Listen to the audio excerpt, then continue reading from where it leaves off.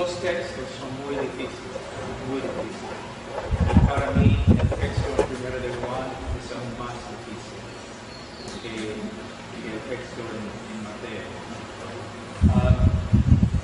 Hay cosas que están sucediendo en Mateo que nunca se repiten.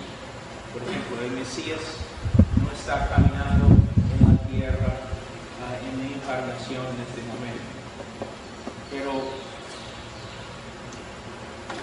el Mesías ha venido, ha hecho las obras del Mesías, demostrando que Él era de Dios.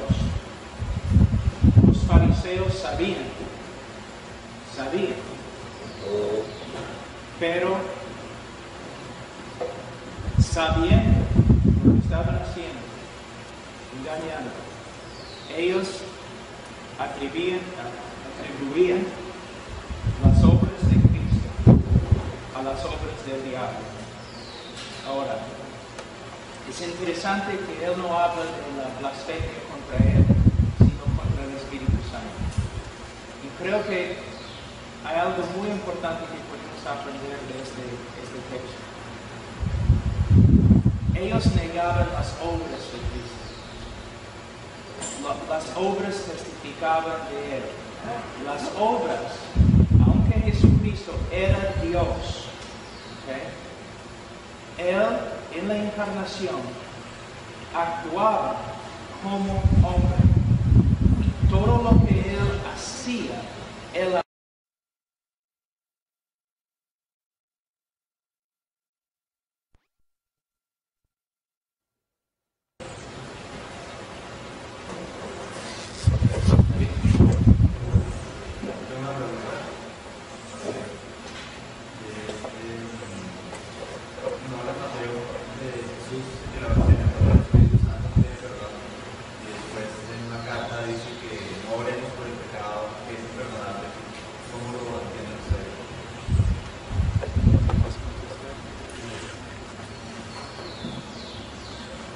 dos textos son muy difíciles, muy difíciles. Y para mí el texto primero de Juan es aún más difícil que el texto en Mateo. Hay cosas que están sucediendo en Mateo que nunca se repiten. Por ejemplo, el Mesías no está caminando en la tierra en la encarnación en este momento. Pero el Mesías ha venido, ha hecho las obras del Mesías, demostrando que Él era de Dios. Los fariseos sabían, pero sabiendo lo que estaban haciendo, engañando, ellos atribuían las obras de Cristo a las obras del diablo. Ahora, es interesante que él no habla de la blasfemia contra él, sino contra el Espíritu Santo. Y creo que hay algo muy importante que podemos aprender de este texto. Ellos negaban las obras de Cristo. Las obras testificaban de Él. Las obras, aunque Jesucristo era Dios, Él en la encarnación actuaba como hombre. Y todo lo que Él hacía en el poder del Espíritu Santo. Entonces el Espíritu Santo estaba testificando por medio de las obras que este hombre es Dios en la carne. Ellos, por medio de rechazar las obras, estaban rechazando el testimonio del Espíritu Santo con respecto al Mesías. Ahora, ¿un asesino puede ser salvo? Sí. ¿Un drogadicto puede ser salvo? Sí. Una persona que rechaza continuamente el testimonio del Espíritu Santo acerca de Cristo puede ser salvo? No.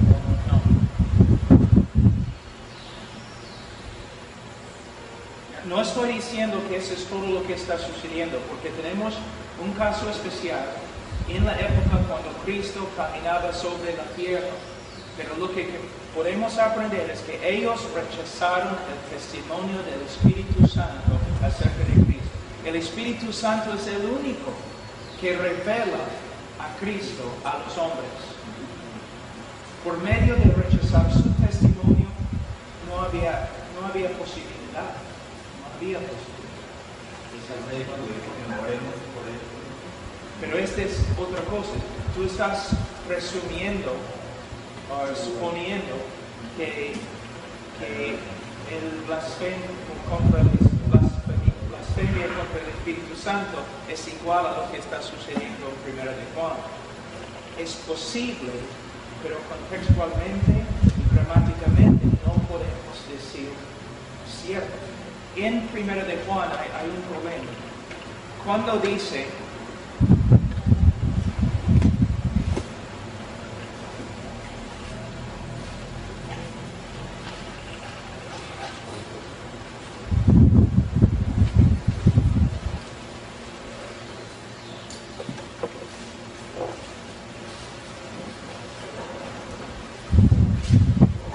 versículo 16 del capítulo 5 del 1 de Juan: si alguno viere a su hermano cometer pecado que no sea de muerte, pedirá y Dios le dará vida. Esto es para los que cometen pecado que no sea de muerte.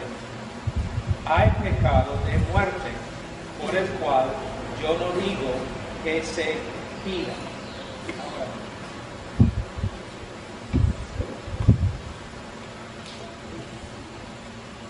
Es posible, pero de ninguna manera podemos decir con seguridad que él está hablando de la misma cosa como la blasfemia del Espíritu Santo.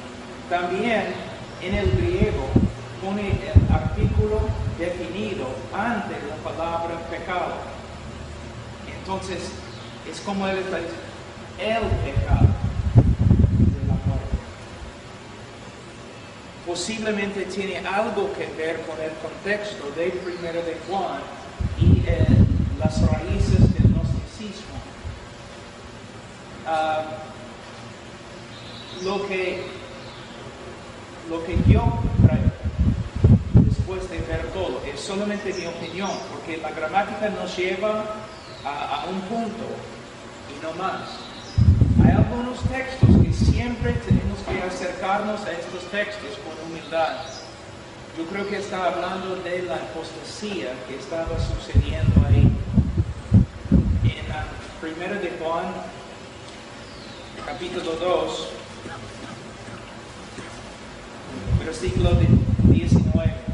Salieron de nosotros, pero no eran de nosotros, porque si hubiesen sido de nosotros, habrían permanecido con nosotros, pero salieron para que se manifestase que no todos son de nosotros. En 1 de Juan tenemos lo que los estudiosos llaman las raíces del gnosticismo. Probablemente la herejía más grande en los primeros 3 siglos de la iglesia. Podemos ver que Juan está atacando estos maestros y parece que hay un grupo en la iglesia que salió de la iglesia. Y en Juan 2, 1 de Juan 2:19, después de describir la salida de ellos, él no dice ora por ellos, ayuna por ellos, nada. Ya han salido y han demostrado que no son de nosotros, no son cristianos, han cometido apostasía, demostrando que no son cristianos. Pero de nuevo, no, hay que tener cuidado porque la gramática no indica exactamente lo que está sucediendo. Sí, es muy importante lo que dice el hermano Pablo. Son pasajes difíciles los dos. Sin embargo, pudiera haber un nexo, pudiera haber. Lo digo como algunos teólogos lo han dicho. Por ejemplo, cuando nosotros tomamos el pasaje o los pasajes que nos hablan de la blasfemia contra el Espíritu Santo, en Mateo y en Marcos, tú te darás cuenta que independientemente de lo que sea, hay 4 elementos en ese pecado. Primero, involucra palabras. Lo sabemos porque Jesús dice: cualquiera que dijere alguna palabra contra el Hijo del Hombre no será perdonado jamás. Y el otro dice: ni en este siglo ni en el venidero. O sea, pero cualquiera que diga una palabra contra el Espíritu Santo, lo que involucra palabras contra el Espíritu Santo. De ahí que algunos teólogos dicen que este pecado se puede cometer o con la boca o con la pluma, es decir, escrito. Otra cosa en los textos es que nunca se comete en ignorancia. Es decir, para los fariseos era claro los milagros que Jesús estaba haciendo. Y por último, algunos dicen que el otro elemento de este pecado es que involucra un corazón endurecido. Ellos estaban viendo claramente a Jesús por el poder del Espíritu sacando demonios. Y como no podían negar la claridad de ellos, entonces le atribuían las obras de Cristo a Satanás. Entonces algunos dicen, como dice el hermano, se me hace tan difícil decir que el de Primera de Juan sea la blasfemia. Algunos hacen el nexo. Simplemente voy a citar lo que algunos dicen. Creo que Berkhoff los conecta. Ciertamente en Primera de Juan está hablando de personas que profesaron fe una vez, se apartaron y ahora utilizan palabras blasfemas dentro del gnosticismo. Y algunos aún, no sé si el hermano Pablo también puede agregar sobre eso, lo conectan a ese pasaje de Hebreos capítulo 6, que dice que aquellos que una vez fueron iluminados y gustaron del don y vieron los poderes del siglo venidero, y aún al de Hebreos 10.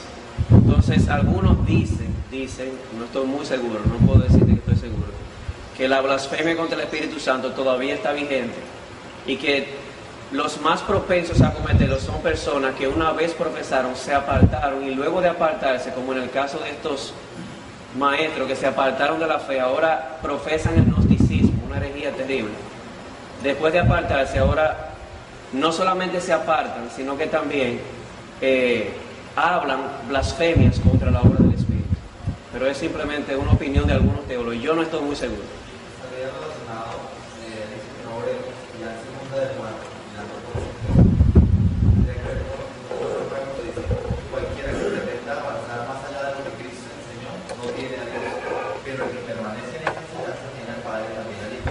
Si alguno va a visitar a ustedes y no lleva esa enseñanza, no lo reciban en casa ni lo saluden, porque si lo saludan será cómplice de sus malas acciones. ¿Quería tener claridad? Bueno, está hablando de nuevo de los que habían cometido apostasía y también los falsos maestros que los habían engañado, que no debes recibirlos en la casa para tener compañerismo. Hay que tener bastante cuidado, porque si un mormón en la calle me dice hola, no voy a pegarle, o ignorarle, no voy a, hola, ¿cómo está? Voy a ser muy amable, pero no voy a recibirle en casa para tener compañerismo. Y mira, como pastores, el trabajo de un pastor es muy difícil, porque a veces el pastor no solamente enseña, sino protege. Y hay tiempos cuando un pastor tiene que pararse y decir a su congregación: mira, cuando esas personas se tratan de venir a tu casa, no permiten que entren, porque son peligrosísimas y están tratando de llevar gente. Puede llegar a ese extremo, sí. Pero siempre debemos ser amables, siempre debemos demostrar amor hacia todos. Dios es el que busca. Con relación a lo de la primera pregunta, ¿sabe qué es interesante? Alguien me preguntaba en una ocasión que si este pecado es imperdonable porque la sangre de Cristo no lo pueda cubrir. Y es precisamente de que, a pesar de que no estoy muy seguro y debo cuidarme, es muy difícil, como dice el hermano Pablo, me identifico un poco con lo que dice Luis Berkhoff, por la razón de que no creo que sea imperdonable porque la sangre de Cristo no pueda cubrirlo, sino porque la persona que lo ha cometido, su corazón se ha endurecido de tal manera que no hay vuelta atrás. Por eso dicen algunos, por ejemplo, Arcis Sproul, que quien ha cometido, las personas que están más propensas a cometer este pecado son personas que se han descarriado de la fe que una vez profesaron. Si tú tienes agua a temperatura ambiente y agua hirviendo y las metes ambas al freezer, ¿tú sabes cuál se congela primero? La que estaba hirviendo. Y es simplemente una ilustración que algunos teólogos hacen para mostrar que una persona que profesó y se apartó pudiera estar más propensa a endurecer más su corazón, y su corazón puede endurecerse tal que no vuelve atrás. Eso es una opinión de algunos.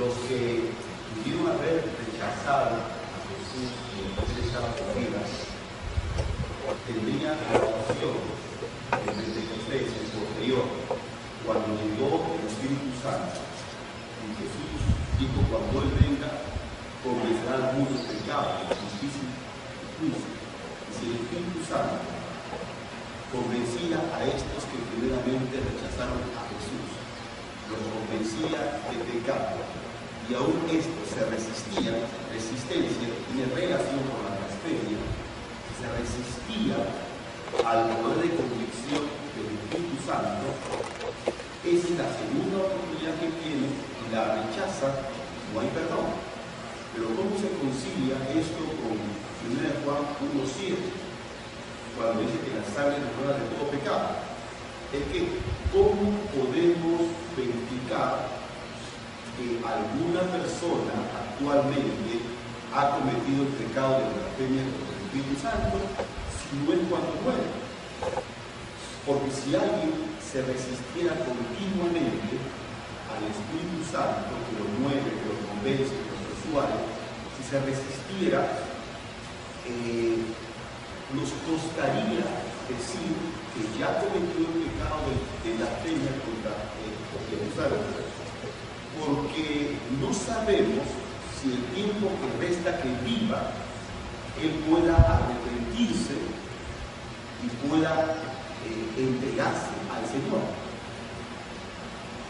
¿Cómo verificaríamos que esta persona ha cometido el pecado de blasfemia o quizá de resistencia al Espíritu Santo si no es cuando muere? Murió muy bien. El Espíritu tocó su vida, convenció, lo movió, o el término que se use, pero él continuamente resistió, se resistió, y al morir, pues ya no hay otra opción. Podría entenderse que ahí hay una blasfemia, porque ya no hay perdón para él, porque se resistió al poder de convencimiento del Espíritu Santo.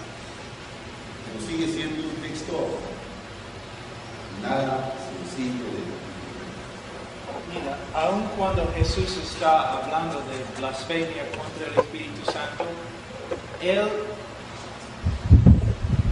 mira lo que dice, Él dice, 31 de Mateo 12, por tanto os digo, todo pecado y blasfemia será perdonado a los hombres, mas la blasfemia contra el Espíritu no les será perdonada. Ahora, Él tiene un grupo de fariseos acá, que parece que están blasfemando al Espíritu Santo. fíjate, cuando Él empieza a hablar, Él no dice, ustedes han blasfemado, han cometido blasfemia contra el Espíritu Santo. Él avisa a toda persona que lo hace. Entonces, es como un pastor. Si una persona supuestamente se convierte en la iglesia, pero no tiene fruto, yo no voy a decirle, mira, no eres creyente. No eres creyente. ¿Quién soy yo? Pero yo voy a decirle, mira, vamos a comparar tu vida a lo que la Biblia dice son los frutos de un creyente. Y después de comparar tu vida con los frutos, ¿no? Vamos a preguntarnos, ¿eres creyente? Y cuando la persona no tiene el fruto, yo digo, mira, tú debes tener miedo. No puedo decirte que no eres creyente, no puedo decir que no seas creyente, pero puedo decirte que debes tener miedo, debes examinarte, debes preocuparte por tu salvación. De la misma forma, una persona que está rechazando a Cristo, probablemente no voy a decirle, mira, está cerca de cometer la blasfemia contra el Espíritu Santo. Yo voy a decirle, mira, estás resistiendo y cada vez tu corazón se endurece más. Ten cuidado. Porque no tenemos aquí en las Escrituras luego, en el libro de Hechos, ni en las cartas de los apóstoles, ellos usando terminología, estos términos, no. Avisen contra la apostasía, advierten contra presumir que uno tenga fe cuando no tiene fe, pero no usen este lenguaje de decir, mira, tú has blasfemado contra el Espíritu Santo.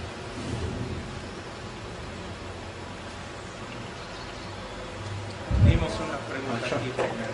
Iba a preguntar, porque ya quedó, nos dijeron, nosotros habíamos entendido que cuando una persona rechazaba por última vez en su vida, era cuando cometía el pecado imperdonable, aunque no hubiera dicho físicamente ninguna palabra en contra del Espíritu Santo. No. Mira, como el hermano estaba compartiendo, algo muy importante. En la blasfemia contra el Espíritu Santo no es igual con simplemente rechazar a Cristo o rechazar necesariamente el testimonio del Espíritu Santo. Esos hombres agresivamente estaban atacando al Espíritu Santo. Sin embargo, de la enseñanza en Mateo 12 acerca de la blasfemia contra el Espíritu Santo, podemos aprender algunos principios.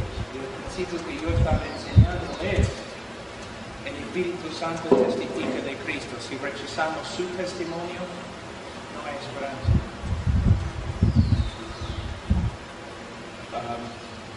Solo para ayudar a entender que hay muchas personas que dicen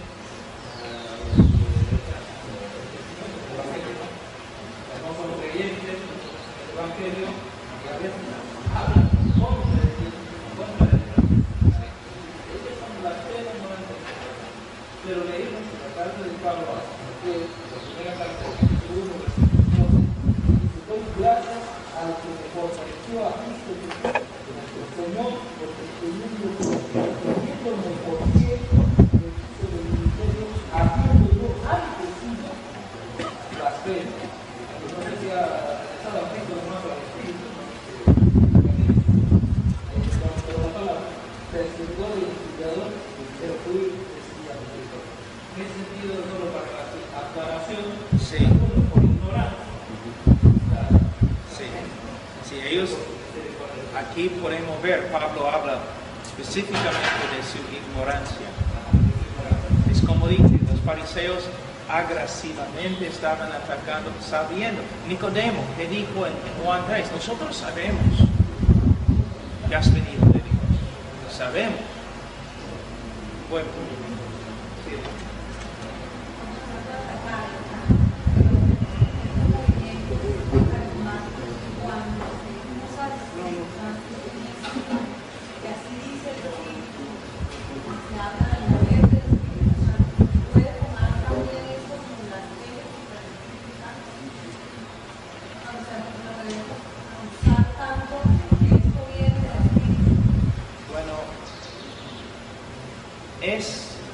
peligrosísimo lo que están haciendo. Muy peligroso. Pero no es lo mismo como blasfemia contra el Espíritu. Son falsos profetas. Y nosotros sabemos lo que Dios piensa de los falsos profetas. Cuando una persona dice, así dice el Señor, y si no cita el texto, ya está en peligro. Y ellos simplemente están en peligro. Y un día, el juicio de Dios contra los falsos profetas y los que usen su nombre en vano,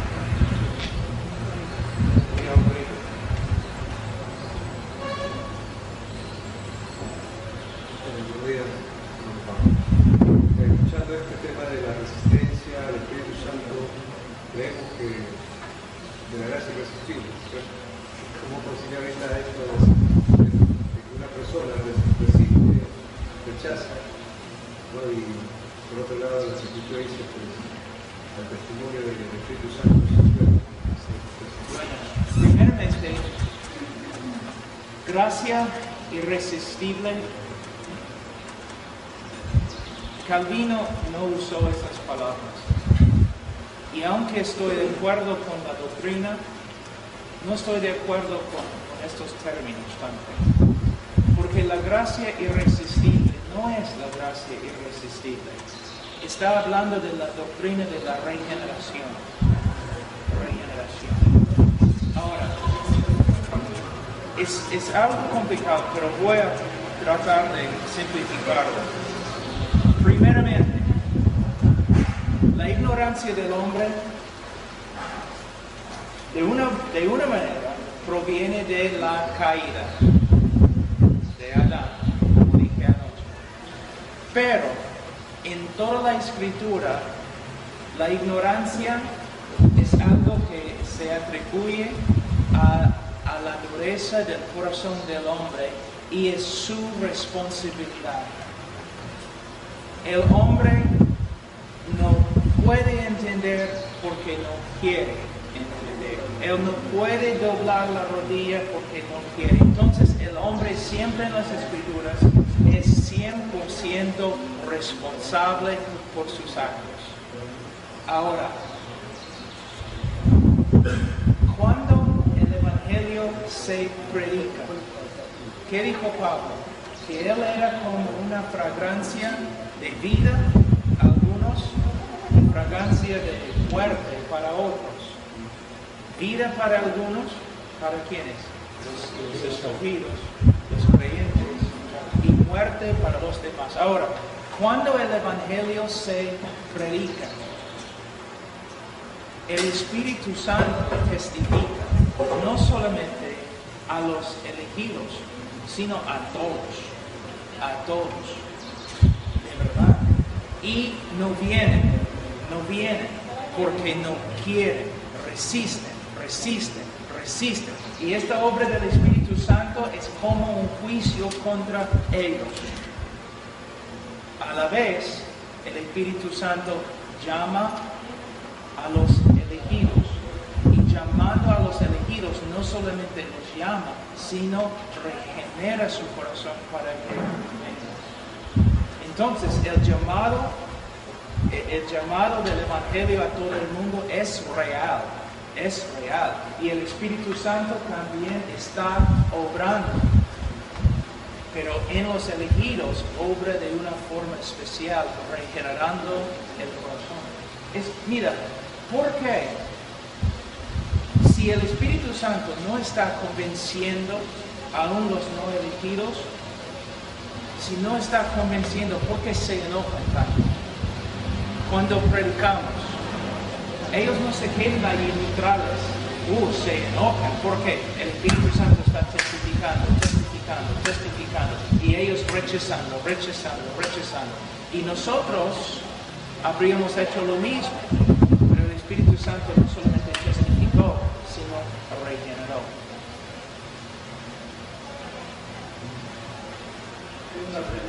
Sí. De eso mismo, yo creo que la clave ahí está. Yo no sé si usted ha oído el nombre algunos en vez de usar el nombre gracia irresistible, utilizan el nombre el llamado eficaz. Es básicamente lo mismo que decía el hermano. En la Biblia vemos dos tipos de llamado. El llamado general que Dios hace a todos los hombres que se arrepientan. Sin embargo, hay un llamado especial que Dios hace a sus elegidos, un llamado del Evangelio, pero con poder del Espíritu, que es la obra de la regeneración. Yo no sé si ustedes se dan cuenta, en la Escritura a los elegidos también le llaman los llamados. Y usted dirá, pero Dios también llama a los impíos al arrepentimiento, a los no elegidos. Estamos hablando de otro llamado especial que Dios hace hacia sus elegidos. Un llamado por medio del Evangelio, siempre por el Evangelio, como veíamos ayer. Dios salva a los suyos por la predicación. Pero cuando Dios llama a un escogido a salvación, no solamente viene en palabras, sino también con una obra del Espíritu, la obra de la regeneración. Pablo le dice a los hermanos en Tesalonicenses, capítulo 1, versículos 4 y 5, conocemos, hermanos amados de Dios, vuestra elección. Pablo, ¿y cómo tú conoces la elección de ellos? Porque nuestro evangelio no llegó a vosotros en palabras solamente. Primero, siempre el evangelio. Dios llama a los suyos por el evangelio. Sin embargo, en estos hermanos escogidos, el evangelio no solamente llegó en palabras, sino también en poder, en el Espíritu Santo y en plena servidumbre. Y en plena certidumbre, perdón. De aquí que algunos entienden, y creo que así lo enseña la Biblia, que el poder en este llamado eficaz es el poder de la regeneración. El Espíritu Santo los llama por el Evangelio, pero también hace una obra regeneradora para que la persona, el elegido, reciba el Evangelio y responda al Evangelio. Como nos decía el hermano, creo que antes de ayer, el fruto de la regeneración, ¿cuál es? Arrepentimiento y fe. Entonces hay un llamado eficaz que el Espíritu Santo hace con poder al elegido, combinado con el Evangelio predicado en palabra. Yo voy a mostrarles algo. Mira, vamos a decir que tenemos un velo acá, una cortina, y detrás de la cortina es el Señor Jesucristo. Muchos predicadores dicen que solamente tenemos que mostrarle al mundo a Jesucristo y el mundo va a conocerlo, ¿no? A veces los predicadores dicen, si solamente viviéramos como Cristo, todo el mundo no se convertiría. Bueno, no, probablemente todo el mundo nos crucificaría. Pero dicen que solamente tenemos que mostrar al mundo a Cristo, mostrar a Cristo al mundo, ¿no? Revela a Cristo al mundo. Ahora, pero si yo corro la cortina para mostrar a todos ustedes, vamos a decir, el mundo a Cristo, hay un problema. La Biblia dice, todos en el mundo son ciegos, espiritualmente. Entonces, si yo predico a Cristo, si corro el velo, corro la cortina, nadie va a ver, porque todo el mundo está ciego. Es lo que la Biblia dice, la ceguedad espiritual. Entonces, algunos dicen, bueno, entonces el Espíritu Santo tiene que venir y abrir los ojos. Pero hay otro problema. Si Él abre los ojos para que todos vean a Cristo, le van a matar. ¿Por qué? Odian a Cristo. ¿Por qué odian a Cristo? Porque odian a Dios. ¿Y por qué odian a Dios? Porque sus corazones son depravados. Entonces, un hombre con un corazón depravado, tú abres sus ojos, él solamente va a odiar a Cristo aún más, porque ve más de quién es. Entonces, no solamente tengo que predicar a Cristo y mostrar al mundo quién es, el Espíritu Santo tiene que venir y abrir sus ojos. Pero no solamente eso.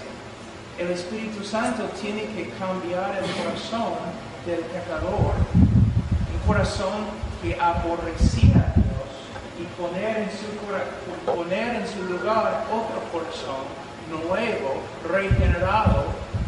Y cuando el Espíritu Santo, a través de la predicación del Evangelio, regenera a un corazón y abre los ojos de un pecador, la primera vez en su vida el pecador ve a Cristo y no solamente ve a Cristo, sino ama lo que ve. ¿Y por qué ama lo que ve? Porque su corazón ha sido cambiado. Entonces todo depende de la obra regeneradora del Espíritu Santo. Y Él ha prometido salvar a las personas sobrenaturalmente, sus elegidos, cuando predicamos la palabra de Dios fielmente. Nosotros somos líderes de una iglesia en México donde hay decisionismo.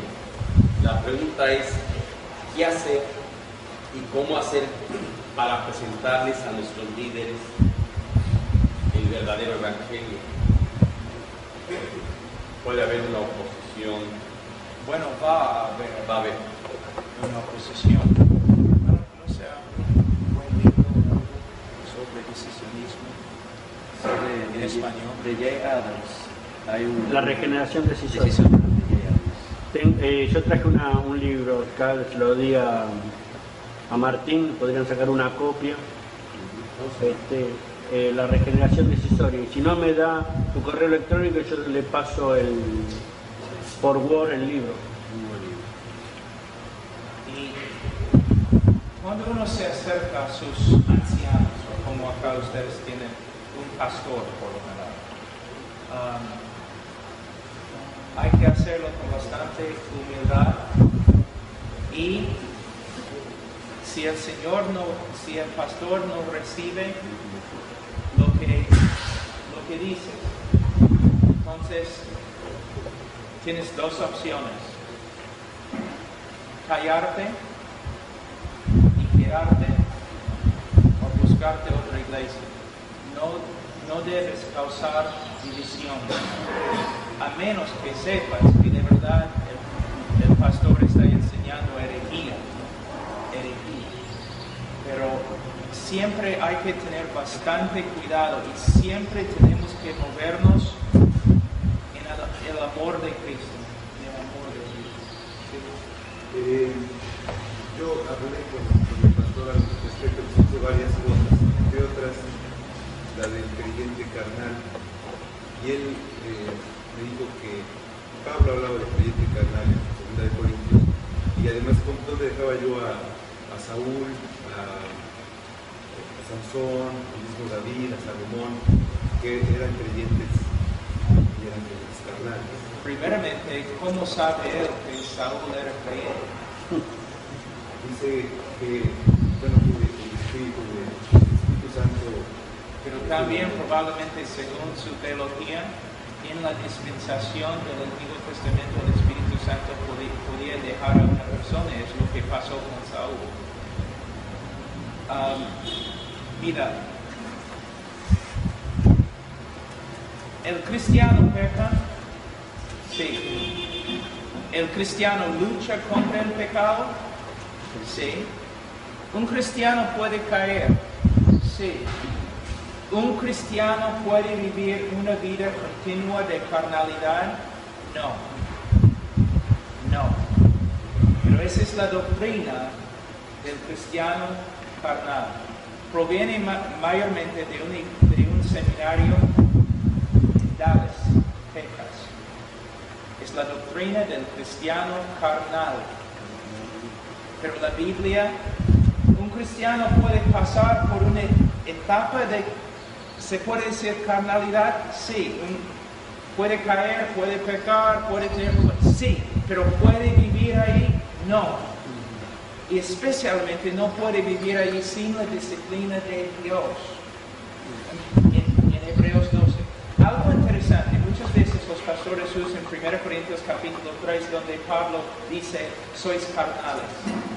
Pero hay que ver el contexto. Luego él les dice, yo no estoy seguro si ustedes sean creyentes. ¿Ves? Él dice, examínense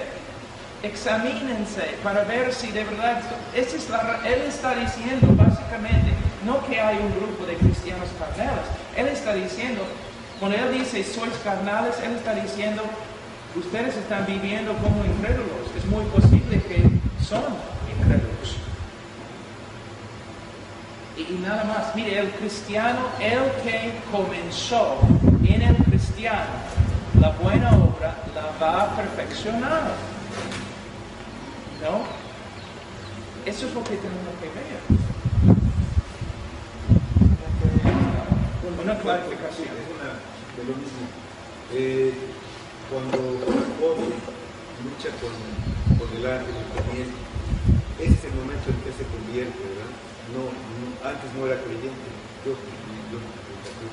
Mira, no sabemos, porque la Biblia no nos dice, pero hay algo que podemos ver que es interesante.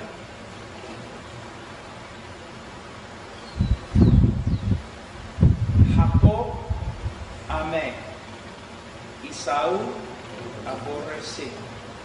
Ahora, si tú ves la vida de Jacob, él era un hombre bendecido. Si tú ves la vida de Esaú, un hombre bendecido. Dios cumplió todas las promesas que él había dado con respecto a Esaú. Esaú estaba tan bendecido que cuando Jacob regresó con los regalos y todo lo demás, él ni necesitaba lo que tenía. Entonces, ¿cómo es que Dios amó a Jacob y aborreció a Esaú? No vemos en ninguna parte de la vida de Esaú una disciplina divina. Pero toda la vida de Jacob, Dios pegaba a Jacob como un rey. Yo recuerdo una vez, después del colegio, mi mamá me había dicho que, Pablo, tú no debes ir a pescar, a jugar en el lago ni nada, porque tienes tus nuevos pantalones y todo eso. Entonces, después del colegio me fui a pescar y un montón de cosas. Yo sabía que mi mamá me iba a matar.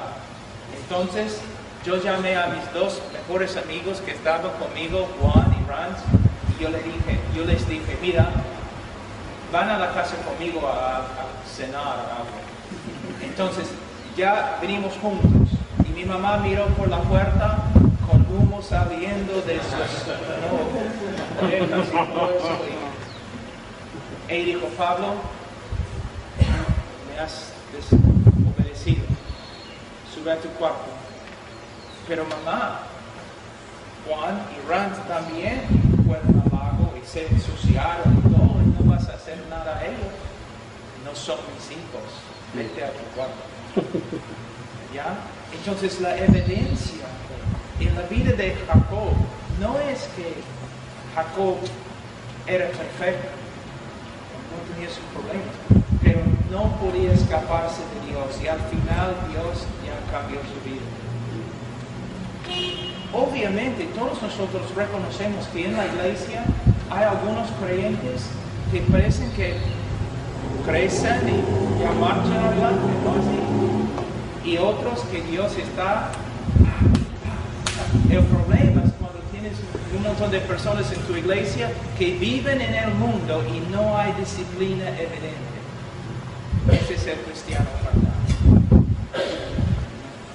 Usted sabe que hay un principio que se llama el principio de la analogía de la fe.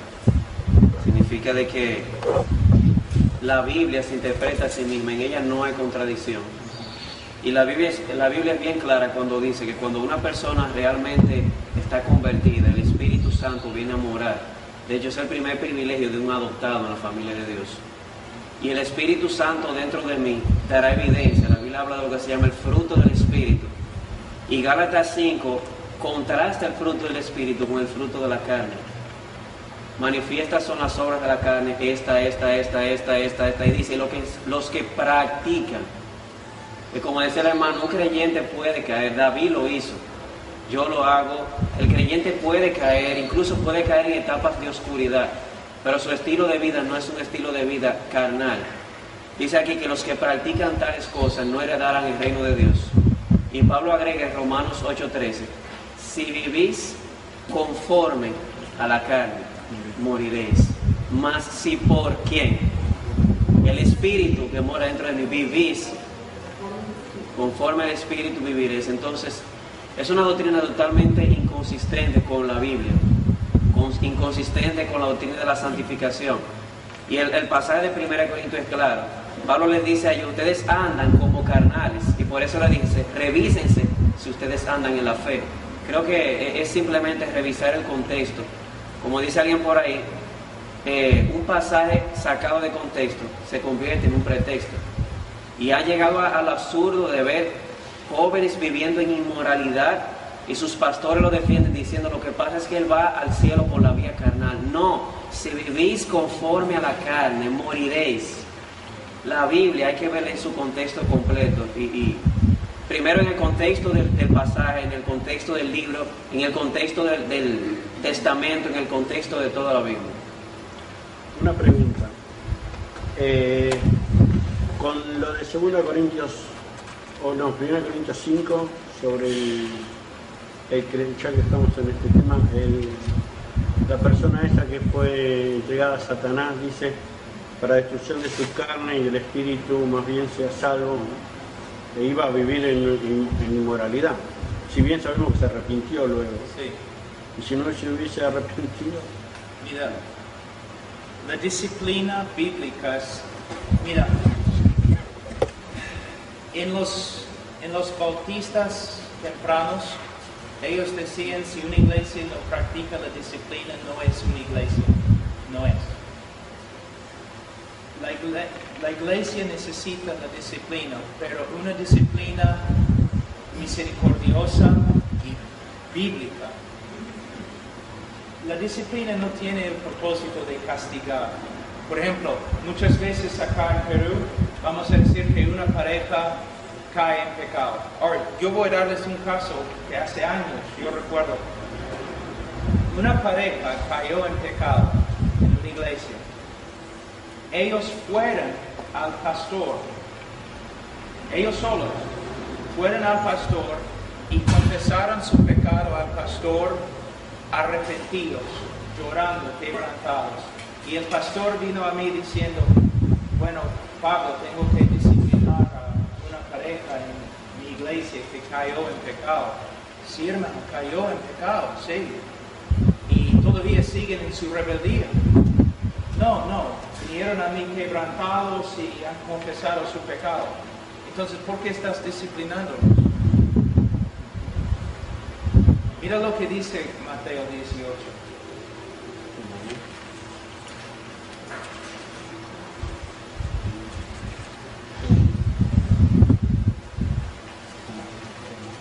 Versículo 15. Por tanto, si tu hermano peca contra ti, ve y repréndele, estando tú y él solas. Si él te oyere, has ganado a tu hermano. Ya, has ganado a la pareja. Gloria a Dios. Por supuesto, si esta pareja si está en una posición de liderazgo o algo, sí tiene que dejar su puesto. Pero has ganado la pareja. Gloria a Dios. No debes ponerlos ante la iglesia, no debes hablar con otras personas acerca de su pecado. A menos que fuera una cosa pública, extraordinaria, que todo el mundo no sabe y el testimonio de la iglesia ha sido dañado. Pero si se arrepienten, les has ganado. Dice ahí, mas si no te oyere, toma aún contigo a uno o dos, para que en boca de 2 o 3 testigos conste toda palabra. Entonces, si un hombre está en pecado y tú hablas con él no te escucha, entonces debes llevar 2 más contigo. Ahora, estos 2 más, algo que muchos no entienden acá. Cuando ellos no van para estar contigo, para ayudarte a ti en lo que estás tratando de hacer. No, ¿por qué? Porque es muy posible que tú estás equivocado y el hermano no ha pecado. Entonces los otros 2 van para juzgar, para ver si de verdad el hermano ha pecado. Y si no ha pecado, ellos van a decirte a ti, mira, tienes un espíritu crítico, no debes estar juzgando así, no ha pecado. Pero si el hermano ha pecado y los otros dos pueden verlo, entonces ellos deben hablarle también. Si él escucha y se arrepiente, entonces han ganado al hermano. Si él, 17, si no los oyere a ellos, dilo a la iglesia, para que toda la iglesia juzgue. ¿Por qué? Es muy posible que el hombre de verdad ha pecado, pero también es posible que los tres sean equivocados. Y ahora toda la iglesia va a juzgar entre ellos. Y si de verdad ha pecado y la iglesia lo puede ver, entonces, si no oyere a la iglesia, tenle por gentil y publicano. Ahora, si un hombre peca y no se arrepiente, porque mira, ninguna persona debe ser disciplinada por el adulterio. ¿Te das cuenta? Ninguna persona debe ser disciplinada por la fornicación. Debe ser disciplinada porque rehúsa arrepentirse. Eso es lo que está enseñando. Ahora, si ponemos fuera a esta persona que se dice hermano, vamos a tratarlo como si fuera incrédulo. No vamos a maltratarlo, no vamos a hablar mal de él. Vamos a saludarlo en el sentido de que es una persona, vamos a ser amables, pero no vamos a tener compañerismo con él, para nada.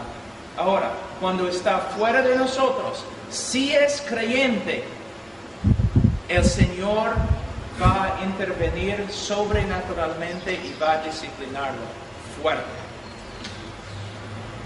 usando muchas veces a Satanás para hacerlo. Pero si no es creyente, él va a salir de nosotros tranquilo. Y probablemente nada le va a suceder. Pero una cosa más. De nuevo, no debes usar la disciplina como castigo para un creyente que se ha arrepentido. Como ya has pecado, no has arrepentido, pero ya no puedes ni participar en la cena ni nada 6 meses. Eso no es lo que la Biblia está enseñando, hermana. ¿Tiene que ver con disciplina?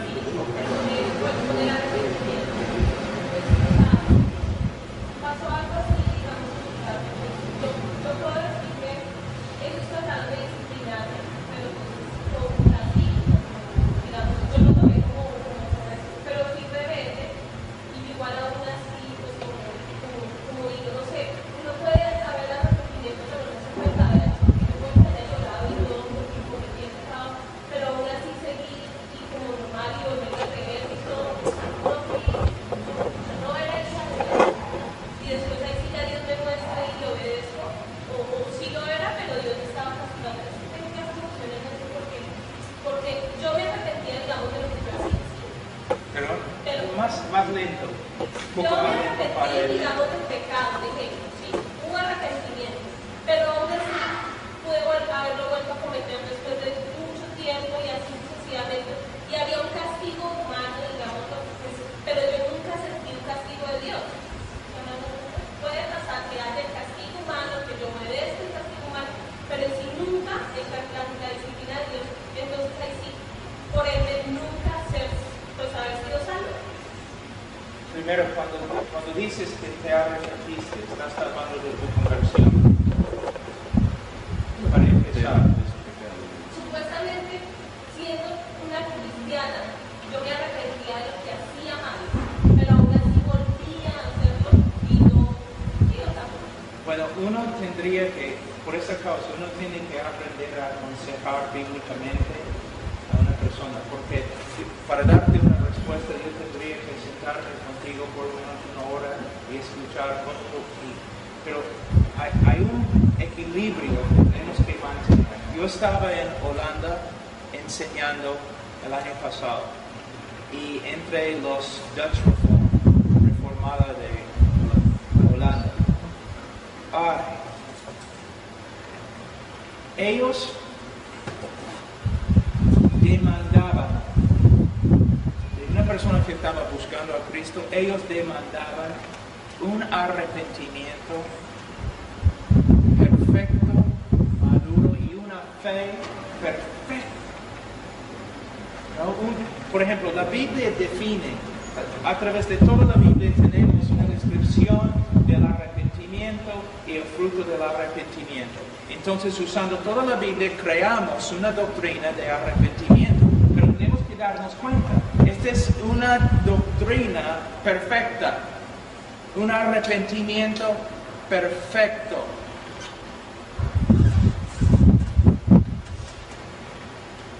Cuando yo me arrepiento, mi arrepentimiento no iguala el arrepentimiento perfecto que vemos expuesto en la Biblia. ¿Me entienden? Lo que estoy diciendo es que nuestro arrepentimiento nunca va a ser perfecto. Por ejemplo, yo conozco personas que dicen, si de verdad te has arrepentido, nunca vas a volver a hacerlo. Bueno, significa que nunca vas a pecar. Arrepentimiento es un corazón de verdad quebrantado, que desea a Dios y desea hacer su voluntad. Ahora, todos nosotros, de una forma, debemos estar siempre quebrantados sobre el pecado en nuestra vida, la falta de santificación y todo lo que es la vida cristiana. Pero eso no significa que el momento que nos arrepentimos, que nunca jamás vamos a tener que arrepentirnos de nuevo respecto a este pecado. Un hombre que sabe que se enoja rápidamente y tiene que ir y arrepentirse y pedir perdón a un hermano. Y quizás 2 años después va a tener que hacerlo de nuevo. Pero vamos a ver a través de toda su vida más y más liberación del poder de ese pecado. Pero nunca va a ser perfecto. Ahora, lo único que quiero preguntar, en 1 Corintios 3, cuando viene hablando acerca, de ese versículo que utilizan para hablar de los eternales. Después ahí en el versículo 11 habla que nadie puede poner otro fundamento del que está puesto, el cual es como que habla acerca de edificar, plomeos, mármol, plata, y luego al final dice, si permaneciere la obra alguno que sobre edificó recibirá recompensa. Si la obra de alguno se desmaye, él sufrirá pérdida, si bien él mismo será salvo, aunque así como por fuego. Y he leído muchos comentarios sobre este versículo y son bien diferentes en cuanto a esa posición. ¿Qué quiere decir que será salvo? Algunos hablan será salvo de un juicio ahora, de quedar desarmado, y algunas cosas más, pero la verdad que no lo entiendo muy bien. Bueno, y de lo que yo veo, primeramente el contexto, él está hablando a los que están ahí, los colaboradores. Y es una advertencia muy fuerte a nosotros que somos ministros. Mira, yo creo que cuando dice acá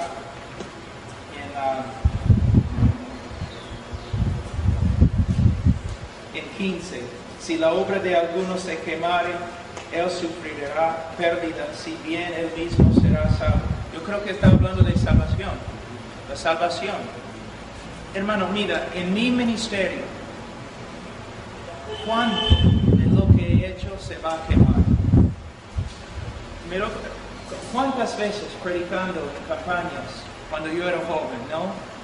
Guiando a las personas a una decisión de recibir a Cristo, asegurándoles que si oraron para recibir a Cristo serán salvos y todo eso se va a quemar. De verdad, cada uno de nosotros. No, aun cuando tengo 20 años más, voy a hacer cosas que no son según la voluntad de Dios o conforme al plan de Dios. Entonces es una fuerte advertencia contra nosotros. No, que básicamente lo mismo que decía el hermano, creo que será salvo se refiere a la salvación. Y creo que es salvo esta persona descrita porque su fundamento sigue siendo Cristo. A pesar de que la sobreedificación sobre este fundamento puede ser bastante débil, como para ser quemada por el fuego. Algunos piensan que el fuego se refiere aquí al juicio final, pero también algunos piensan que pudiera ser la prueba. La Biblia a veces habla de la prueba como fuego. Y no sé, simplemente es un pensamiento que a mí me pasa. He visto grandes misioneros, teólogos, que su fundamento es Cristo. En este caso misioneros, evangelistas, que su fundamento es Cristo. Ellos se enseñan una doctrina no bíblica, a pesar de que no es fundamental para la salvación. Sin embargo, cuando llega la hora de la prueba, esa doctrina que él decía profesar, él se da cuenta que no era cierta. Y no sé particularmente, aquí le pido ayuda al hermano, si tendrá algo que ver, pero yo tenía un pastor amigo en República Dominicana, que él tiene 2 hijas. Él siempre fue arminiano, un verdadero creyente arminiano. Y él tiene 2 hijas y una de ellas fue violada, la de 5 años. Y cuando sucedió esto, a una de las conclusiones que él llegó es que el arminianismo no le pudo dar consuelo. Él pudo hallar consuelo en el fuego de la prueba, en las doctrinas de la gracia, saber que Dios estaba permitiéndolo con un buen propósito y de que al final, como Dios es soberano, lo iba a tornar para su bien. Y que por lo tanto lo que él más deseaba era que esa persona que él conocía, que había cometido ese crimen, se arrepintiera, que Dios tornara eso para bien y que castigara ese mal en la cruz y no en el infierno en esa persona. Pero quiero decir, fíjate que él tenía el fundamento Cristo, tenía un cuerpo doctrinal no muy fuerte que digamos, y cuando vino el fuego de la prueba, ese fundamento doctrinal de él cayó y se dio cuenta simplemente que la soberanía de Dios sobre todas las cosas fue lo que más consuelo le trajo. Y a veces tiendo a pensar de que aunque la mayoría de personas que he leído dicen que es el juicio, tiendo a pensar, pero es una opinión mía, que también, no sé por qué la prueba a veces tiende a revelar en qué yo he sobreedificado, si es sólido o no. No sé si el hermano Pablo. ¿Cómo tienen ustedes el Salmo 2:1, que dice: servid a Jehová con temor y alegraos con temor? Dice que el perfecto amor hecho por el temor, que tenemos poder en el Espíritu Santo. Parece una contradicción, temor con alegría, hasta que entendemos qué significa el temor a Dios. Es un salmo mesiánico, donde dice que las naciones conspiran entre sí, quieren romper las ligaduras, pero ya está determinado, Dios ha puesto su rey sobre Sión. Y él dice, lo más sabio que pueden hacer es someterse con temor y alegremente.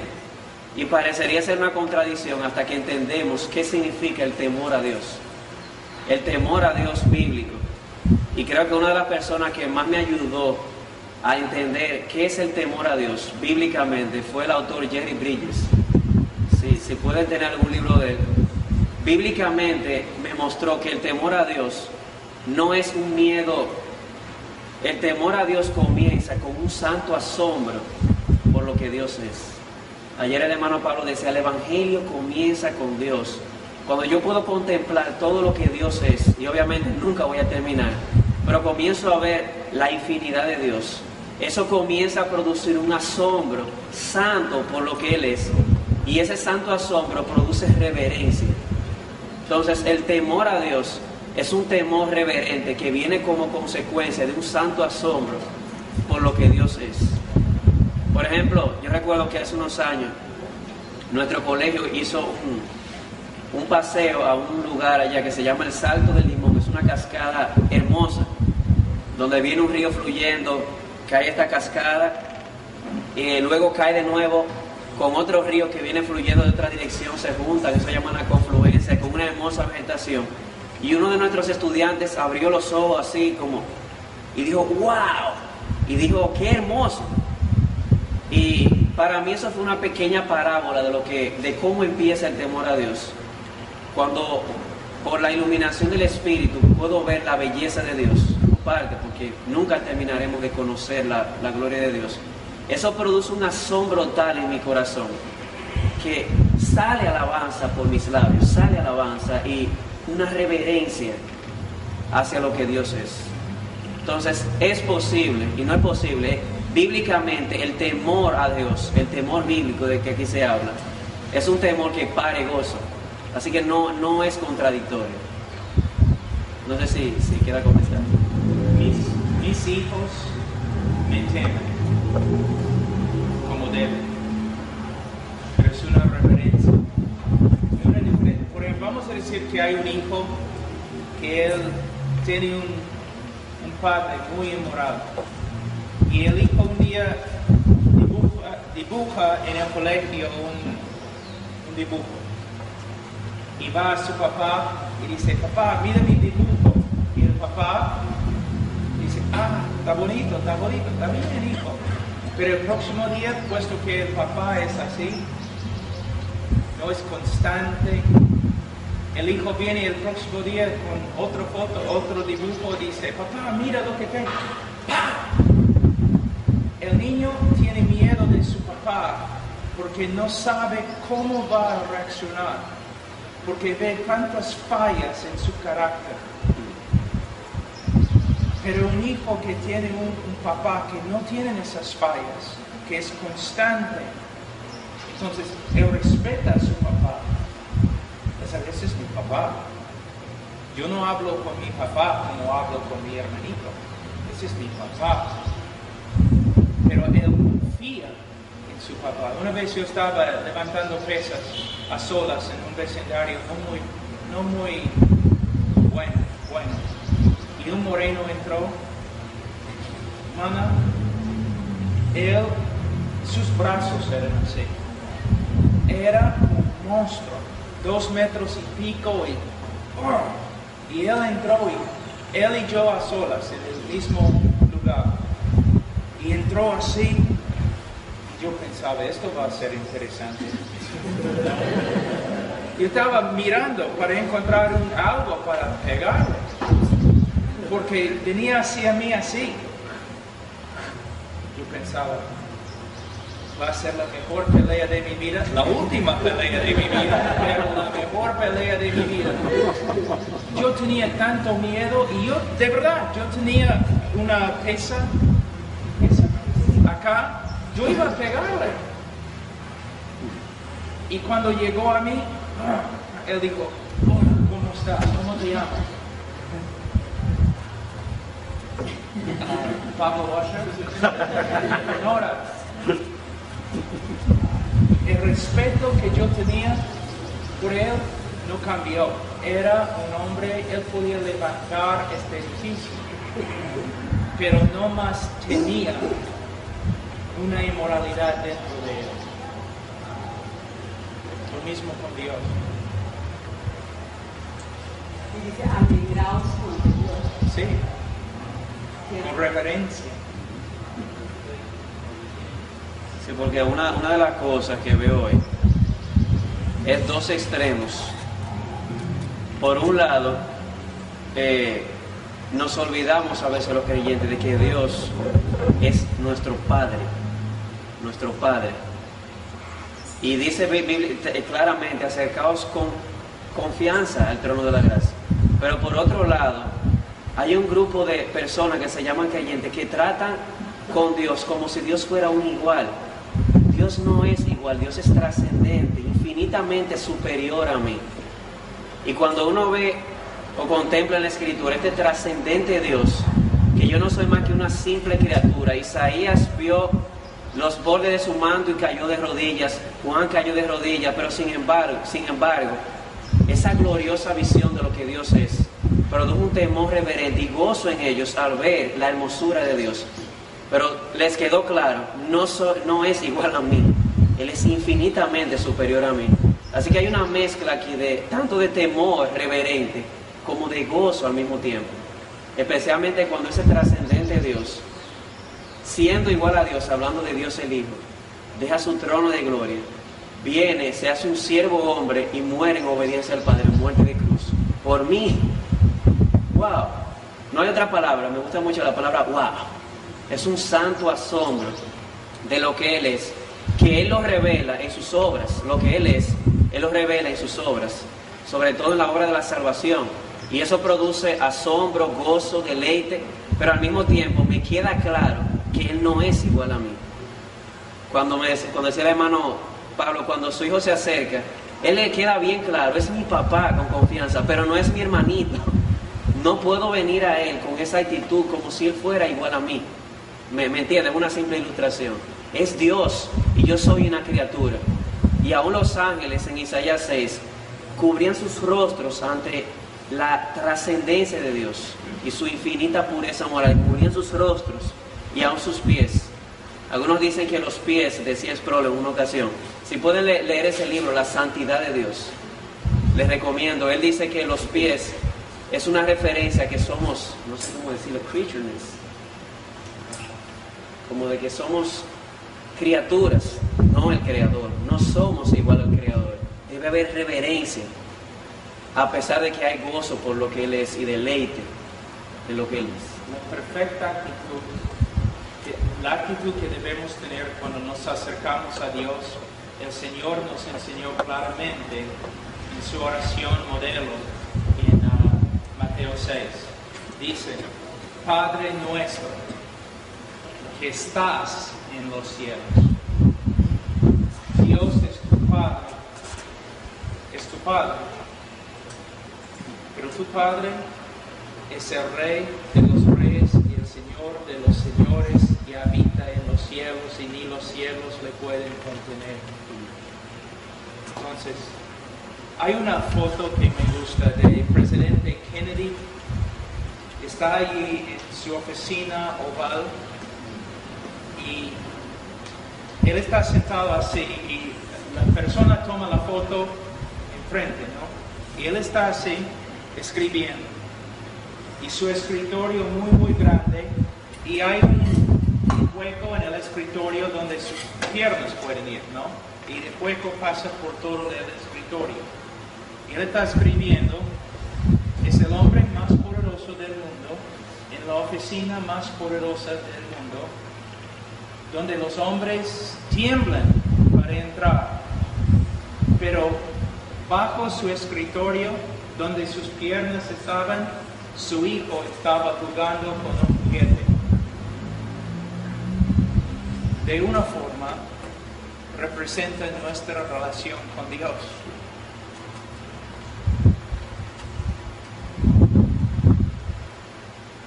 ¿Otra pregunta, señor?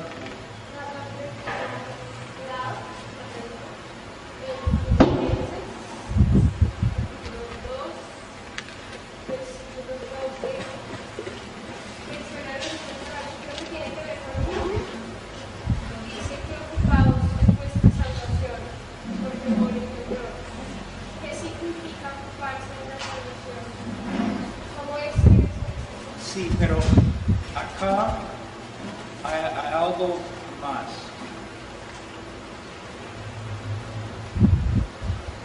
La vida cristiana es algo serio. De hecho, es la cosa más seria que hay. Es una cosa de muerte y vida. Lo que tú haces aquí en la tierra afecta toda la eternidad.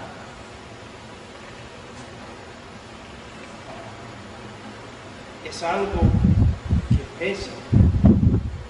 Es algo supremamente importante. Y debes tomar la vida cristiana y la santificación y lo que Dios está obrando en ti como algo muy serio. Muy serio.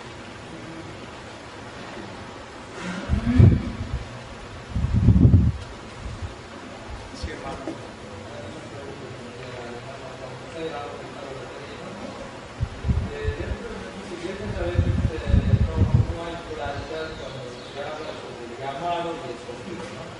Sí. Muchas veces el público se dice que se la congregación acá serán muchos llamados, pero pocos efectivos refiriéndose a la salvación.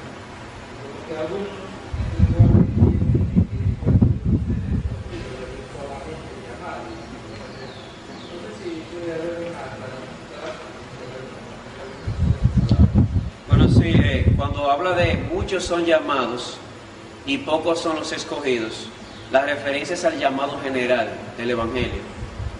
Sin embargo, nosotros entendemos de que si bien es cierto que hay una soberanía, que Dios es soberano en la salvación y Él escoge, también hay una responsabilidad humana.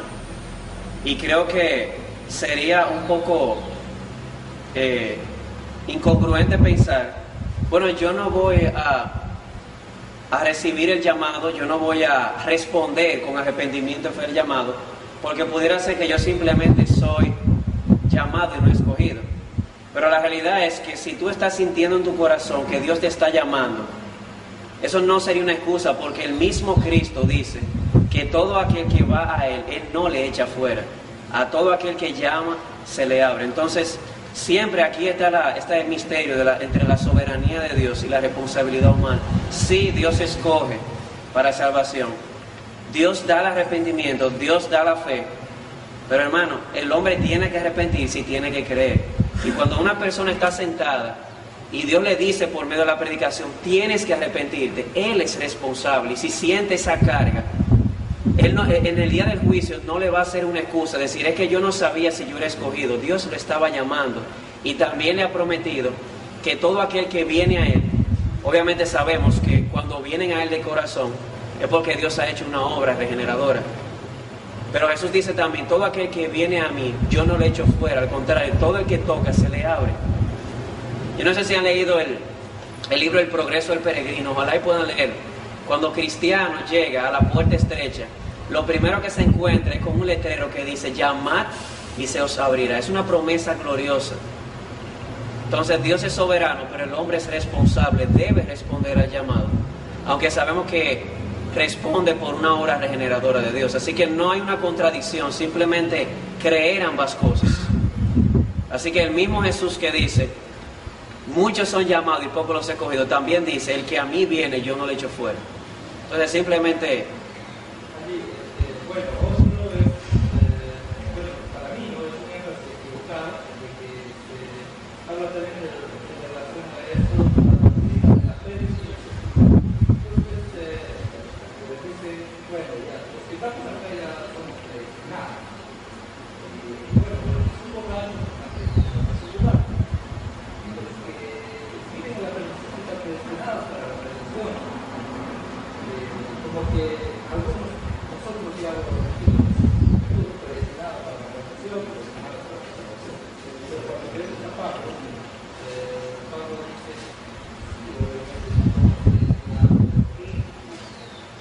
Correcto. eso de repente se puede aclarar un poco, y como que eso que de la predestinación que habla de predestinar, en su condición, como que en San Pablo, Bueno, definitivamente la Biblia habla claramente de la doctrina de la predestinación. Dios escoge los que han de salvarse y no es injusticia. Déjame ilustrarlo de esta manera. Imagínense que esta mesa representa lo que es el mundo. Todos los que están ahí, todos se van al infierno. Todos. No solamente, y sobre todo porque ellos, teniendo la luz y las tinieblas, aman las tinieblas antes que la luz. Dios decide tener misericordia. Mira, si fuera por justicia, todos deberían irse al infierno. Todos. Y Dios en su misericordia, pero como bien usted decía, en Cristo, y voy a aclarar por qué, escoge a algunos para salvación soberanamente. A los otros, Dios no los está precondenando, simplemente los está dejando. ¿Qué sucede si yo tengo, qué sé yo, un objeto y lo suelto? ¿Qué sucede?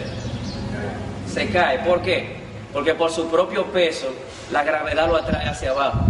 ¿Qué sucede con un grupo de personas que ni entienden, ni desean, ni buscan a Dios si Dios retira su gracia? Libre y voluntariamente van a escoger siempre el mal. La razón por la cual un escogido busca a Dios es porque Dios lo regenera. A los otros Dios no los está precondenando, los está simplemente dejando a su propio libre albedrío. Entonces la pregunta aquí no es, o el punto aquí no es, ¿por qué Dios no escoge a los que se pierden? La pregunta es, ¿por qué escoge a los que se salvan? Si ellos también merecen ser condenados. ¿O alguna vez ustedes han pensado que el dilema no es que Dios sería injusto en dejar que algunos se condenen? El dilema para Dios sería, ¿cómo salvar a los escogidos si merecen ser condenados? Y ahí viene la doctrina de Cristo, escogidos en Cristo, porque el pecado de ellos no fue pasado por alto, no fue barrido debajo de la alfombra, fue castigado en Cristo. Ahora bien, si bien es cierto que Dios ha escogido para salvación, ni usted ni yo lo sabemos quiénes son. Así que tenemos que predicar al borracho, a la prostituta, al homosexual y a todo aquel que se nos presente en el frente. Debemos predicarle porque Dios salva a los elegidos por medio de la predicación. Y algo interesante, ya que usted mencionaba la doctrina de la predestinación. La doctrina no solamente implica o incluye la elección para salvación, sino también, ¿qué dice Jesús? Predestinados para ser hechos conforme a la imagen de su Hijo. Es decir, Dios escoge para salvación, pero también ha destinado el camino de Él, ser transformado de gloria en gloria a la misma imagen de Cristo. ¿Por qué digo esto? Porque hay una persona que pudiera decir, yo soy escogido, pero si no hay una vida de santificación, no soy quien para decir quién es salvo o no, pero los frutos me dicen de que deberías revisar si en realidad fuiste escogido, si te has arrepentido. Pero volviendo al punto de ahorita, Dios escoge para salvación a un grupo de personas que están todos dentro de la misma masa, hace vasos de honra para su gloria y hace vasos de deshonra, y no es injusto porque al fin y al cabo todos merecen ser condenados. A los que Él salva, a los que Él escoge, los escoge en Cristo. Entonces, recuerdo la mejor actitud que he escuchado, porque déjeme decirle que a creyentes cuando le presentamos la doctrina de la predestinación, de la elección, dicen, oh, tiemblan, no les gusta. La mejor reacción que he visto, hablando de esto, vi en un joven que era arminiano, que cuando le expuse lo que Pablo dice en Romanos 9, su reacción fue increíble. Dijo, wow, yo tengo que darle muchas gracias a Dios. La mejor reacción que he visto en mi vida. ¿Saben por qué? Porque él pudo entender que si no hubiese sido porque Dios lo escogió a él nunca hubiese escogido a Dios. Entonces más o menos eso es lo que entiendo.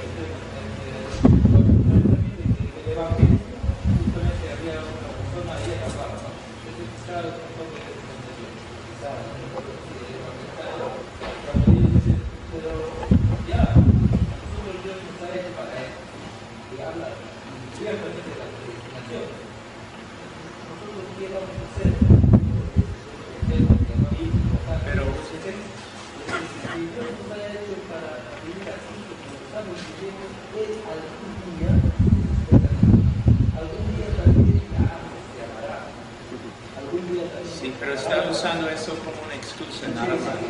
Mira, algo para los pastores muy importante. Si los hermanos en la iglesia, o si tú andas hablando, no, este es predestinado, este no es, soy predestinado, no soy predestinado, entonces las prédicas en la iglesia son malas. Eso nunca sucede en mi iglesia, nunca. Mira, estoy ahí rogando con lágrimas que la gente se arrepienta. Si no se arrepienten, es su culpa. No tiene nada que ver con Dios.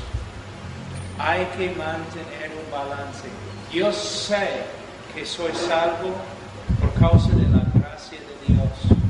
Yo sé que solamente el Espíritu Santo puede renovar el corazón de un hombre para que responda al Evangelio. Por eso, yo no tengo que usar medios de manipulación medios humanos para testificar. Yo me levanto, yo predico la palabra. No necesito usar estrategias y otras cosas. El calvinismo, eso es lo que me hace a mí, es como me afecta. Yo soy un hombre, la obra que tengo que hacer es imposible para un hombre, es una obra sobrenatural, Dios va a lograr una obra sobrenatural. Yo solamente tengo que preocuparme por ser fiel al Evangelio. La razón por la cual enfatizamos eso en el día de hoy es porque ustedes han visto lo que está pasando a las iglesias. Han leído libros de 40 días de propósito y un montón de otras cosas, estrategias y un montón de cosas tratando de hacer crecer la iglesia. Está mal. La iglesia crece por medio de la predicación de la palabra de Dios. Pero yo te digo, yo he estado en muchas iglesias donde los pastores dicen que la iglesia crece a través de la palabra de Dios y yo duermo durante su sermón porque no estudian y no oran. Muchas veces las personas rechazan nuestras prédicas no porque son buenos, sino porque son malas, sin poder, sin verdad, que no estudiamos. Recomiendo a cada pastor aquí que cada sermón por lo menos 15 horas de trabajo. Cada sermón. Si predica 3 sermones, entonces 15. 45. Por eso es bueno predicar a través de libros, porque tú puedes tomar un texto y invertir 20 horas y va a ser 2 prédicas, algo así. Pero recomiendo, hermanos, que horas. Juan McLaren no era calvinista, pero Spurgeon lo respetaba bastante. Juan McLaren a veces estudió 60 horas en un sermón. 60 horas. ¿Sí? También es cierto que la Biblia habla para hablar a Dios cuando la predestinación. Pablo dice que estuvo predestinado para ser hecho como el máximo.